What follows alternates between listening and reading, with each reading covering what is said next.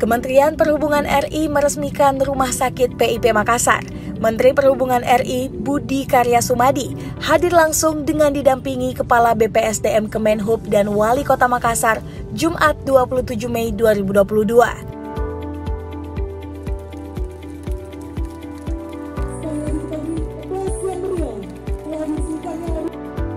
Kepala Badan Pengembangan Sumber Daya Manusia Perhubungan Joko Sasono mengatakan bahwa rumah sakit ini merupakan tipe D dengan salah satu capaian dan layanan umum oleh PIP Makassar dalam pengembangan usaha guna memberikan layanan tipikal kesehatan.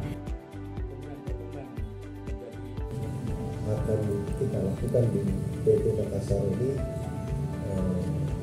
extraordinary dan ini perintah Presiden. Menteri Perhubungan Republik Indonesia Budi Karya Sumadi mengatakan bahwa PIP Makassar merupakan salah satu sekolah pelayaran dengan pelayanan terbaik di Indonesia. Maka dari itu, PIP Makassar harus menjadi World University. Lebih lanjut, Budi Karya merasa bangga dengan adanya RSPIP Makassar ini. Sedangkan Wali Kota Makassar Muhammad Ramadan Pomanto mengatakan bahwa RSPIP Makassar ini nantinya akan sangat membantu masyarakat Kota Makassar. 2, 1. Kita beri pelajarannya atas telah diresmikannya Rumah Sakit Pelayanan Makassar pada sore hari ini.